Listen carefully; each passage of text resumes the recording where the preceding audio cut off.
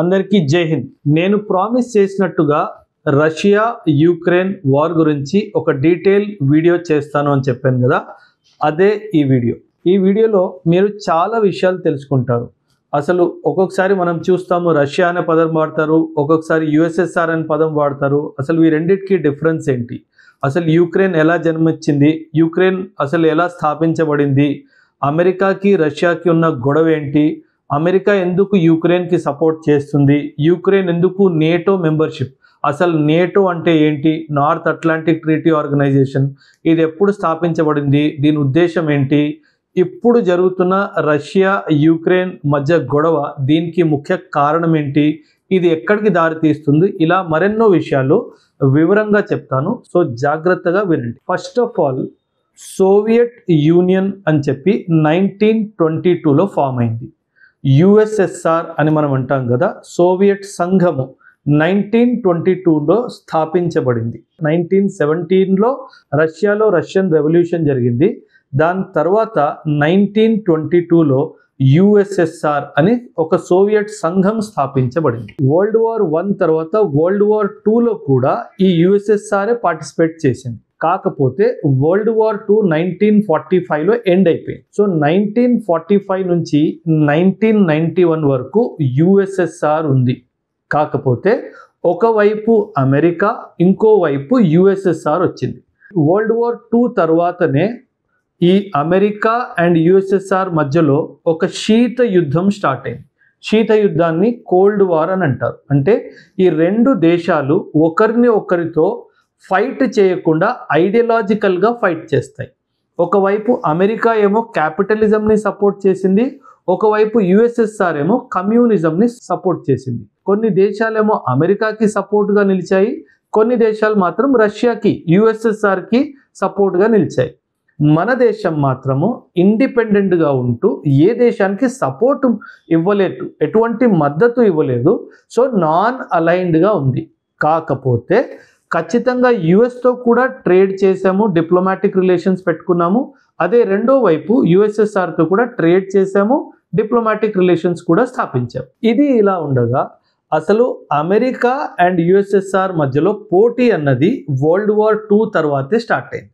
So 1945 నుంచి 1991 వరకు ఈ పోటీ ఒక కోల్డ్ వార్ లాగే మిగిలిపోయింది. కాకపోతే అమెరికా కూడా చాలా ఆయుధాలు సమకూర్చుకుంది, అదేవిధంగా యుఎస్ఎస్ఆర్ కూడా చాలా ఆయుధాలు సమకూర్చుకుంది. సో 1979లో ఒక విషయం జరిగింది.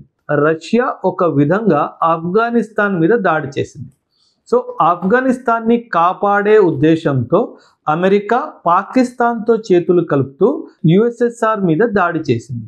ఈ దాడి 1979 నుంచి 1991 వరకు జరిగింది. యాక్చువల్లీ 80స్లో 87, 88 వరకు పూర్తిగా అయిపోయింది. కాకపోతే రష్యా ఇంకా అక్కడే ఉంది కాబట్టి ఈ దాడి 1991 వరకు ఒక విధంగా కొనసాగింది. కాకపోతే ఈ 1991లో యుఎస్ఎస్ఆర్ డిసింటిగ్రేట్ అయిపోయింది. ఒక 15 కొత్త దేశాల్లో విభజించబడింది.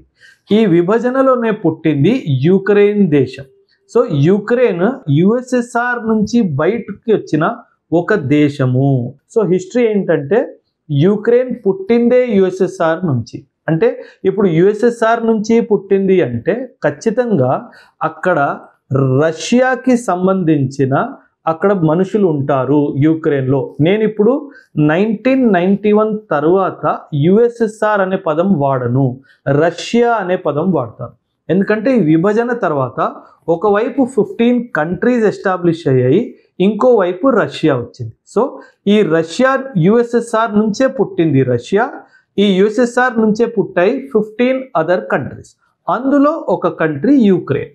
రష్యా కోరిక ఏంటంటే ఈ 15 దేశాలు ఏవైతే నా నుంచి విభజించబడ్డాయో మరొకసారి ఇవన్నీ నా కంట్రోల్లోకి రావాలి అని ఒక ఆశ రష్యాకి ఉంది. ఈ ప్రాబ్లమ్స్ అన్నీ దీనివల్లనే ఒక విధంగా చూస్తే స్టార్ట్ అయ్యాయి. కంప్లీట్గా కాదు, ఒక విధంగా చూస్తే, ఒక కోణంలో చూస్తే ఈ ఇష్యూస్ వల్లనే రష్యాకి యుక్రెయిన్కి మధ్యలో గొడవలు అయ్యాయి. 1991లో యుక్రెయిన్ ఈరోజున్న సెంట్రల్ ఏషియన్లో మరెన్నో కంట్రీస్ యుఎస్ఎస్ఆర్ నుంచి బయటకు వచ్చాయని చెప్పాను కదా. ఈ తర్వాత రష్యాకి ఒక ప్రాబ్లం మొదలైంది. ఆ ప్రాబ్లం ఏంటంటే మనము రష్యా మ్యాప్ చూస్తే గనక నార్త్ కానీ నార్త్ ఈస్ట్ కానీ చుట్టుపక్కల చూస్తే కనుక అక్కడ ఉన్న సముద్రం అంతా అక్కడ ఉన్న మైనస్ టెంపరేచర్ వల్ల మొత్తం గడ్డగట్టుకుపోయి, దానివల్ల ఒక పెద్ద ప్రాబ్లం ఏమొచ్చిందంటే రష్యా నుంచి ఏమైనా ఆయిల్ గ్యాస్ ఏమైనా ఎక్స్పోర్ట్ చేయాలి అన్న షిప్స్, సముద్ర పడవలు ఈ ఐస్ మీద మూమెంట్ అవ్వడానికి వీలు లేకుండా అయింది. సో ఈ క్రమంలోనే రష్యాకి ఒక వార్మ్ వాటర్ పోర్ట్ అవసరం కనిపించింది. ఈ మొత్తం యావత్ ప్రపంచంలో one of the largest exporters of oil, natural gas and మరెన్నో న్యాచురల్ రిసోర్స్. సో రష్యా యూక్రెయిన్కి ఏమన్నదంటే మీ దగ్గర ఉన్న క్రీమియాలో ఉన్న సెవస్టోపోల్ పోర్ట్ నాకు కావాలి అని యూక్రెయిన్కి చెప్పింది. కానీ యూక్రెయిన్ మాత్రం దీన్ని ఇవ్వడానికి ఒప్పుకోలేదు. ఈ బ్యాక్గ్రౌండ్లో రష్యా 2014లో యూక్రెయిన్ మీద దాడి చేసి ఈ క్రీమియాలో ఉన్న సెవస్టోపోల్ పోర్ట్ని ఆక్రమించింది. ఈ ఆక్రమణ జరిగిన తర్వాత యూక్రెయిన్కి ఒక విషయం అర్థమైంది, నేను ఊరుకుంటే మాత్రం ఖచ్చితంగా ఈ రోజు కాకపోయినా రేపైనా సరే రష్యా నా దేశం మీద దాడి చేసి యూక్రెయిన్ మొత్తాన్ని కూడా రష్యాలో కలుపుకుంటుంది అన్న క్లారిటీ యూక్రెయిన్కి వచ్చింది. యూక్రెయిన్ యూరోపియన్ యూనియన్ వైపుకి మళ్ళీ సహాయం కోరుకుంది. నాకు అనిపిస్తుంది రష్యా ఈ రోజు కాకపోయినా రేపైనా నన్ను ఆక్రమిస్తుంది అని యూక్రెయిన్ సహాయం కోరుకుంది. ఈ బ్యాక్డ్రాప్లో యూక్రెయిన్కి సహాయం అందించడానికి యూరోపియన్ యూనియన్ ముందుకొచ్చింది. అండ్ దీనివల్ల యూరోపియన్ యూనియన్కి చెందిన యుద్ధాయుధాలన్నీ యూక్రెయిన్లోకి వచ్చాయి. ఇది రష్యాకి నచ్చలేదు. రష్యా యూక్రెయిన్కి ఏమంటుందంటే మనం 1991 ముందు చూసుకుంటే నా నుంచే నువ్వు పుట్టావు, నాతో భయపడి యూరోపియన్ యూనియన్ వాళ్ళని సహాయం అడగడం ఏంటి అని ఒక విషయం. రెండో విషయం ఏంటంటే రష్యా యూక్రెయిన్ మీద కూడా ఒక ఆరోపణ వేసింది. యూక్రెయిన్లో రష్యన్ ఆరిజిన్ స్లావ్స్ అని ఒక ఎథనిక్ కమ్యూనిటీ ఉంటుంది. స్లావ్స్ అంటే వీళ్ళు రష్యన్ ఆరిజిన్ ట్రైబ్స్ పీపుల్ అన్నమాట. సో రష్యా ఏమంటుందంటే నువ్వు యూరోపియన్ యూనియన్ వైపే మల్లుతున్నావు, నా రష్యన్ ఆరిజిన్కి చెందిన స్లావ్స్ని కూడా నువ్వు హతమారుస్తున్నావు అని చెప్పి ఒక చాలా పెద్ద నింద యూక్రెయిన్ మీద వేసింది. ఈ క్రమంలో యూక్రెయిన్ ఇంకో విషయం చేసింది. యూక్రెయిన్ ఏమన్నదంటే నేను ఇంతకుముందు నేటో అనే ఒక పదం వాడాను, North Atlantic Treaty Organization. 1945 world war 2 తర్వాత ఒకవైపు అమెరికా ఇంకోవైపు యుఎస్ఎస్ఆర్ వచ్చిందని చెప్పాను కదా. అమెరికా మరియు యూరోపియన్ యూనియన్ కలిసి 1949లో స్థాపించిందే నార్త్ అట్లాంటిక్ ట్రీటీ ఆర్గనైజేషన్. ఇది ఒక మిలిటరీ అలయన్స్. ఈరోజు ఈ నార్త్ అట్లాంటిక్ ట్రీటీ ఆర్గనైజేషన్లో 32 కంట్రీలు ఉన్నాయి. ఇందులో ముఖ్యంగా అమెరికా ఉంది. అంటే యూక్రెయిన్ ఏం చేసిందంటే ఈ రష్యా యూక్రెయిన్ మీద దాడి చేయబోతుంది అని భయపడి నేటోకి నాకు మెంబర్షిప్ ఇవ్వండి నేటోలో అని చెప్పి నేటోని అడిగింది. ఈ అడగడము రష్యా ఎప్పుడైతే క్రీమియాని ఆక్యుపై చేసిందో ఆ తర్వాతే ఈ రిక్వెస్ట్ చేయడం మొదలుపెట్టింది. కాకపోతే రష్యాకి ఈ యుక్రెయిన్ నేటోలో జాయిన్ అవ్వడం ఇష్టం లేదు. అంటే నేటోలో జాయిన్ అయితే అమెరికా ద్వారా సరఫరా చేసిన యుద్ధాయుధాలు, అదేవిధంగా యూరోపియన్ కంట్రీస్ ఇచ్చిన యుద్ధాయుధాలు యుక్రెయిన్లో వస్తాయి. కాబట్టి ఇది రష్యాకి నచ్చలేదు. సో ఇదంతా జరుగుతుండగా ఫైనలీ ఫిబ్రవరి 2022లో రష్యా యుక్రెయిన్ మీద దాడి చేసింది. ఎందుకు దాడి చేసిందంటే యుక్రెయిన్ రష్యా ఎంత చెప్పినా నేటో మెంబర్షిప్ నుంచి విత్డ్రా అవ్వలేదు. ఇంకో విషయం, యుక్రెయిన్ నేటో మెంబర్షిప్ అడుగుతుంది. ఈ రోజు వరకు మనం మాట్లాడుకుంటున్న ఈ రోజు వరకు యుక్రెయిన్కి నేటో మెంబర్షిప్ ఇంకా ఇవ్వలేదు. కాకపోతే ఫిబ్రవరి 22లోనే రష్యా యుక్రెయిన్ మీద దాడి చేసింది. అందరూ ఈ ఫిబ్రవరి 22లో రష్యా యుక్రెయిన్ మీద దాడి చేసినప్పుడు ఏమనుకున్నారంటే రష్యా చాలా పెద్ద దేశము, యుక్రెయిన్ ఎంత మాత్రము మా అయితే ఒక వారం 10 రోజుల్లో ఈ వార్ ముగిసిపోతుంది అని అనుకున్నారు. కాకపోతే యుక్రెయిన్ దృఢ సంకల్పం ఒకవైపు, European union and America support ఉండడం వల్ల ఈ వార్ ఇప్పటి వరకు కొనసాగుతూనే ఉంది. నేను ఒక చిన్న వీడియో ఈరోజు చేశాను, అందులో చెప్పాను జూన్ 1వ తారీఖున యుక్రెయిన్ ఒక చాలా పెద్ద స్థాయిలో రష్యా మీద డ్రోన్స్తో చాలా ఎక్సలెంట్గా అటాక్ చేసింది. ఈ అటాక్లో రష్యాకి చెందిన 41 యుద్ధ విమానాలు, బాంబర్స్ TU-90 అండ్ Tu-20 సిరీస్కి చెందిన బాంబర్స్ని హతమార్చింది. ఈ బాంబర్స్ని ఏవైతే యుక్రెయిన్ హతమార్చిందో వాటికి సంబంధించిన వీడియోస్ కూడా అన్నీ రిలీజ్ చేసింది.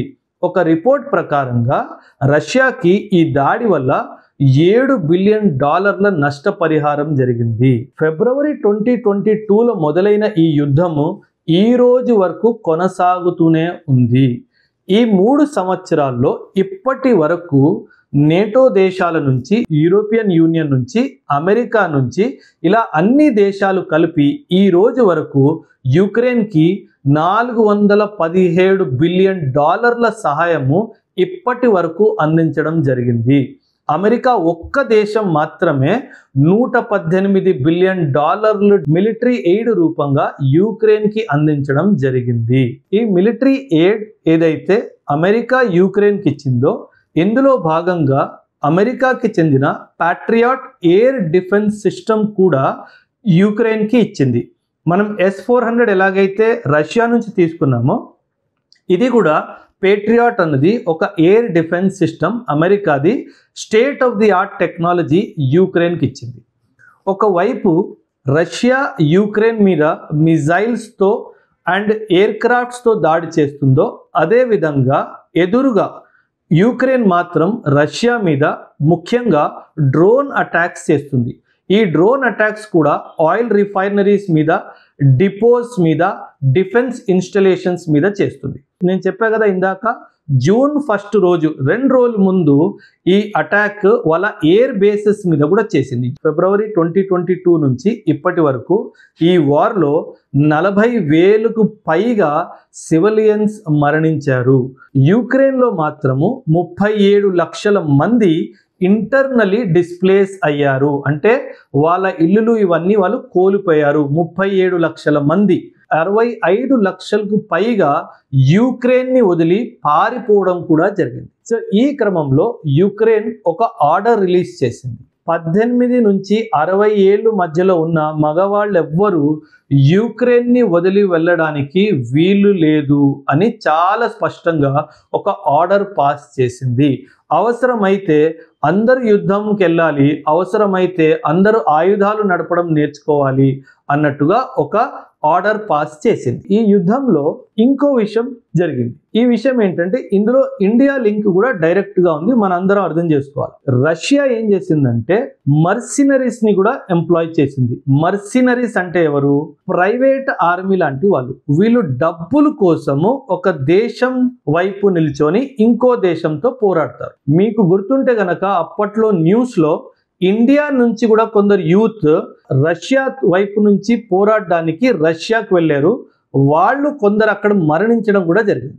సో అప్పుడు ఇండియా ఏమన్నదంటే రష్యాకి, ఎవరైనా నా దేశం నుంచి మీ దగ్గరకు వస్తే మాత్రం వీళ్ళని ప్రైవేట్ సోల్జర్స్గా తీసుకోవద్దు అని చెప్పింది. ఎందుకంటే మనకి ప్రాబ్లమ్స్ వస్తాయని. ఇంకో విషయం మీరు అర్థం చేసుకోవాలి, నార్త్ కొరియా కూడా రష్యాకి చాలా పెద్ద సపోర్టర్. నార్త్ కొరియా కూడా 10,000కు పైగా సోల్జర్స్ని రష్యా సహాయానికి రష్యాకి పంపించడం జరిగింది. ఎప్పుడైతే యుద్ధం ఇంకా కొనసాగుతూనే ఉందో నార్త్ కొరియా అప్పుడు ఈ సోల్జర్స్ని విత్డ్రా చేసుకుంది. ఈ యుద్ధం పక్కన పెట్టేస్తే ఇంకో విషయం ఏం జరుగుతుంది తెలుసా? ఒకవైపు యుద్ధం జరుగుతుంది, ఇంకోవైపు పీస్ టాక్స్ కూడా జరుగుతుంది. ఈ సండే రోజు జూన్ 1 రోజు యుక్రెయిన్ రష్యా మీద డ్రోన్స్తో అటాక్ చేసింది.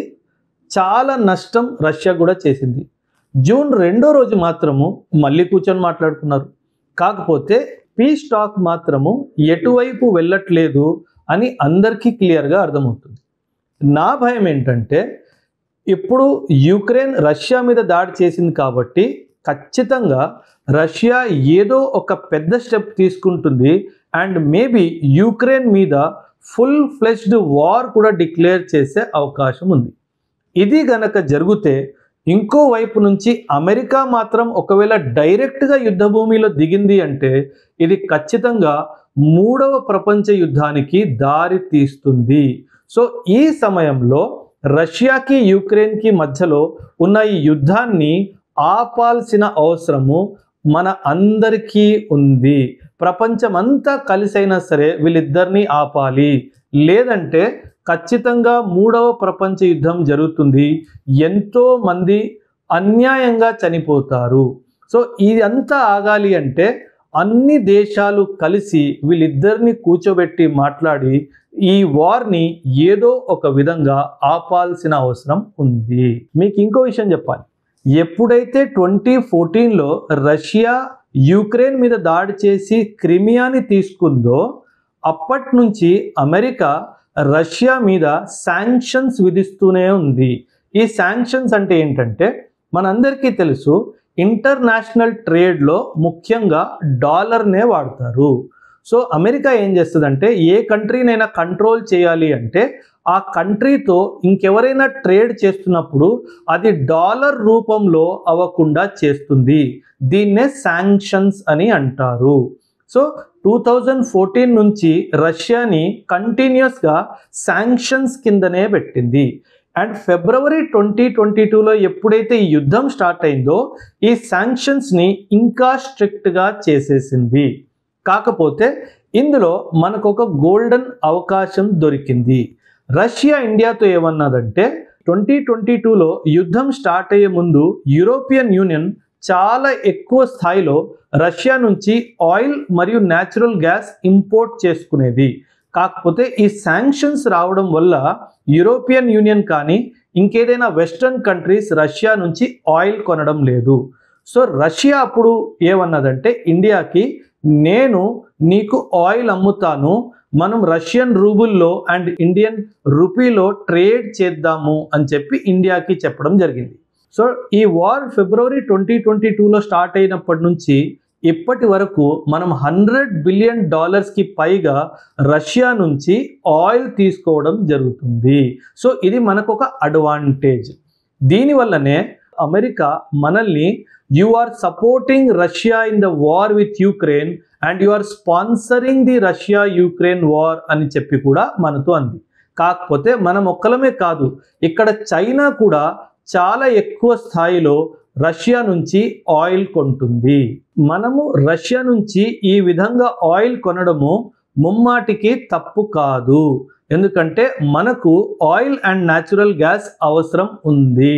ఇలా ఈ వీడియో ద్వారా నేను మీ అందరినీ రష్యా యుక్రెయిన్ మధ్య జరుగుతున్న యుద్ధం హిస్టరీ గురించి, ప్రజెంట్ గురించి, ఇది ఫ్యూచర్లో ఎలా దారితీస్తుందో చెప్పాలని అనుకున్నాను. ఇంకేదైనా టాపిక్ మీద నేను ఇలాగే మీకు వీడియో చేయాలి అంటే ఖచ్చితంగా కమెంట్స్లో రాయండి. అదేవిధంగా ఇది మూడో ప్రపంచ యుద్ధానికి దారి తీస్తుందా, దీని మీద కూడా మీ అభిప్రాయాలు కమెంట్స్లో తెలియజేయండి. Thank you. జై హింద్.